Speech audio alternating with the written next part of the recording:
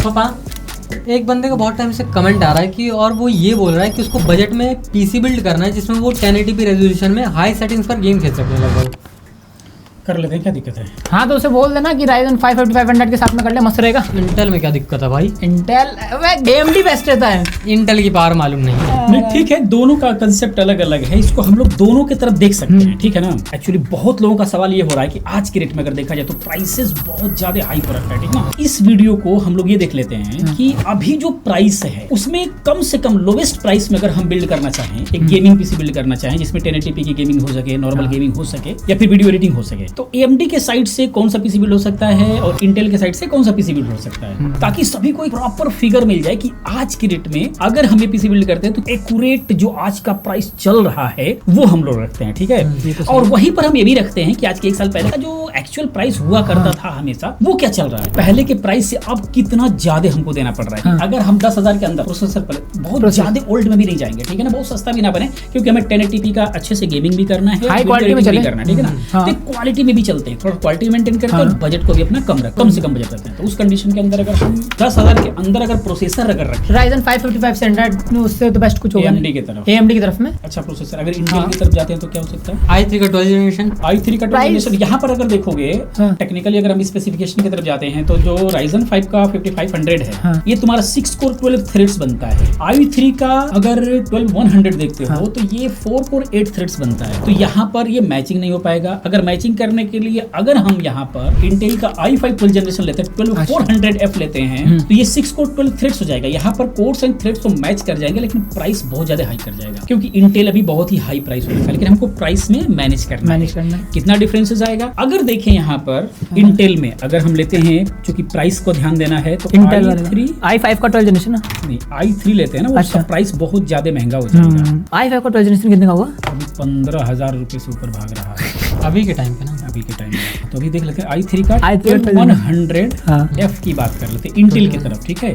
अगर हम प्राइस पे जाएं 12100F, इसके ओल्ड प्राइस की अगर मैं बात करूं, जब ये चलता था बेसिक अभी 1 साल के पहले की अगर हम लोग बात करें तो ये करीब 6,500 रुपए चलता था, ठीक है। पहले अमेजोन पे देखो क्या प्राइस चल रहा है 12100F, क्योंकि जो Ryzen 5 का 5500 है ये भी CPU है, iGPU नहीं है, तो इसीलिए इंटेल का भी हम CPU ही लेकर के चलते हैं, iGPU नहीं लेकर के चलेंगे। अमेजोन पर तो शो ही नहीं कर रहा 12100F, आउट ऑफ स्टॉक है। रीजन इसका ये है कि सस्ते में एक यही ऐसा प्रोसेसर है जो काफी सेल हो रहा है। अभी जाओ गूगल पे जाओ, अब इसका देखो कितना फ्लक्चुएशन हो रहा है, ये 13,000 रुपए तक गया हुआ है। तो ये प्राइसेस जो ऊपर हुआ है ये डेली अप एंड डाउन हो रहा है। इसका एवरेज प्राइस क्या दिखा रहा है वहाँ पे? एवरेज 10,596 रुपए दिखा रहा है अभी, इसका एवरेज प्राइस दिखा रहा है। तो 10,500 रुपए इसका लेकर के चलते हैं, 10,500। ये तो इंटेल का हो गया। अब हम चलते हैं AMD की तरफ। AMD में हम लोग ले रहे हैं Ryzen 5500।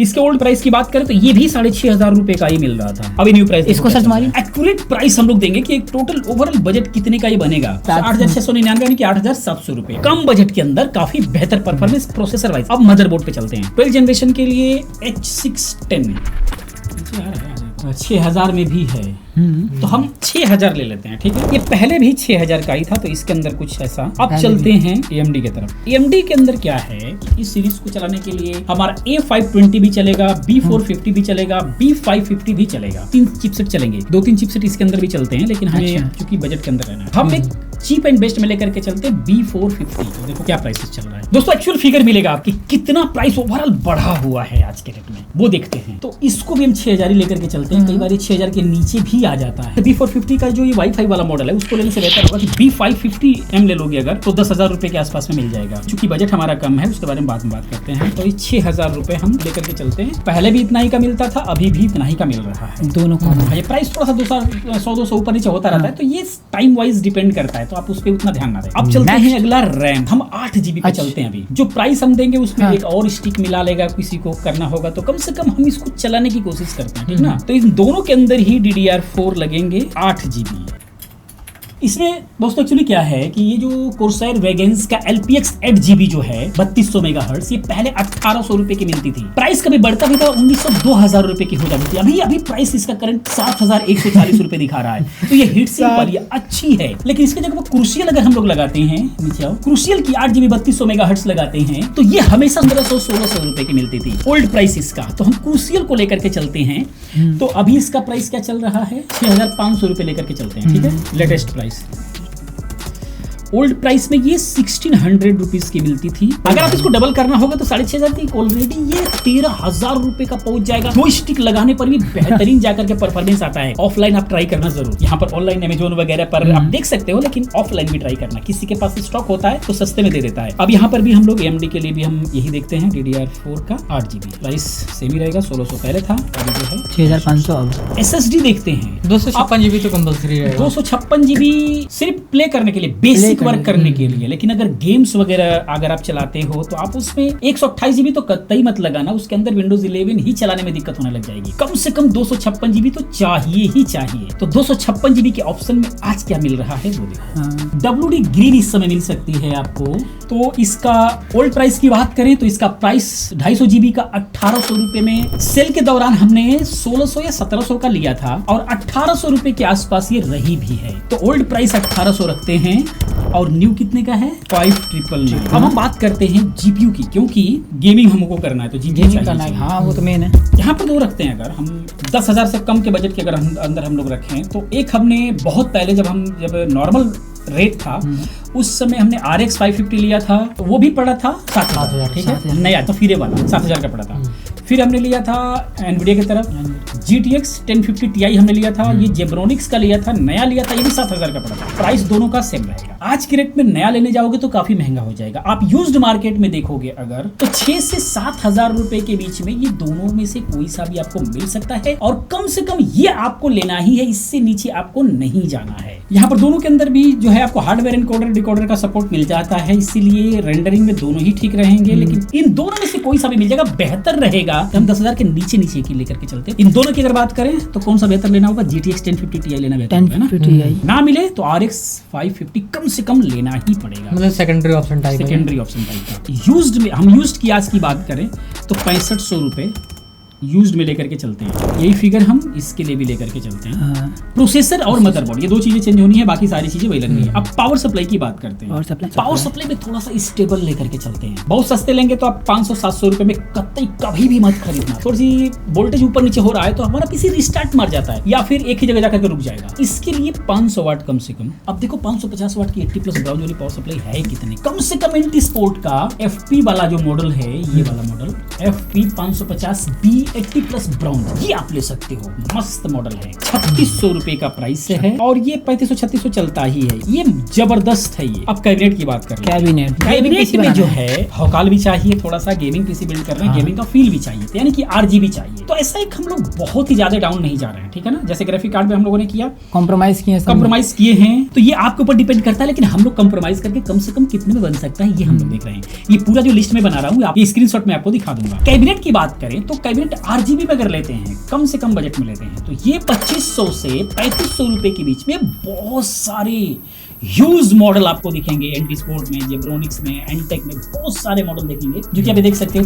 इसका एवरेज हम रखते हैं 3000 रुपए, ठीक है ना। 3000 रुपए से कॉमन है, 3000 रुपए एवरेज रखते हैं। 3000 में तो मस्त कैबिनेट आ रही है। एक से कैबिनेट आपको मिल जाएगी 3000। अब ये फिगर टोटल आ गया है। अभी अगर इंटेल के साथ में पीसी बिल्ड करते हो आप तो 42,099 रुपए का इस वक्त आया है, और जब बेसिक प्राइस था उस वक्त जो है ये था 27,500 रुपए। इतना ज्यादा आपको देना पड़ रहा है। इसको अगर मैं यहाँ पर देखूं कि कितना ज्यादा देना पड़ रहा है, 14,599, करीब 15,000 रुपए ज्यादा आपको आज के रेट में देना पड़ रहा है। पहले 15,000 रुपए में तो एक पीसी बिल्ड हो जाता था जिसका बेसिक वर्क कर सकते थे, इतना देना पड़ रहा है। AMD राइजन के अंदर जाते हैं तो यहाँ पर 40,298 रुपए आज के रेट में, और ये भी पहले जो बिल्ड होता था 27,500 रुपए का ही बिल्ड होता था। पहले इन दोनों का प्राइस सेम था, अभी जो है इन दोनों का प्राइस बढ़ गया, जो कि अगर देखा जाए AMD आज भी 2-2,500 रुपए सस्ते में बिल्ड होगा। परफॉर्मेंस की अगर बात किया जाए तो यहाँ पर 4 कोर 8 थ्रेड्स मिल रहा है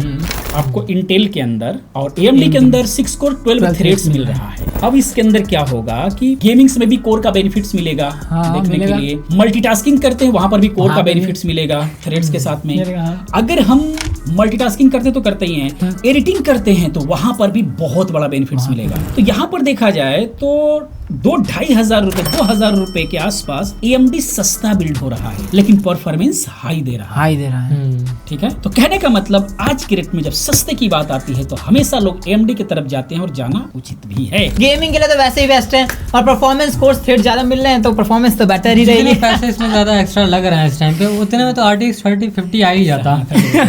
आराम से आ जाता भाई, कितने ज्यादा मतलब डबल प्राइस तो बढ़ रहा है अभी इसका। ओवरऑल निचोड़ क्या निकला आज के रेट में, अगर आप पीसी बिल्ड करते हो नॉर्मल भी तो 15,000 समथिंग आपको ज्यादा पैसा देना पड़ेगा। ये सारे एकदम रियल प्राइसेस हैं जो भी हमने दे रखा है। स्क्रीनशॉट में आपको दे रहा हूं, यहां से आप देख सकते हो कि इसका प्राइस क्या बनेगा, कितने में बिल्ड होगा।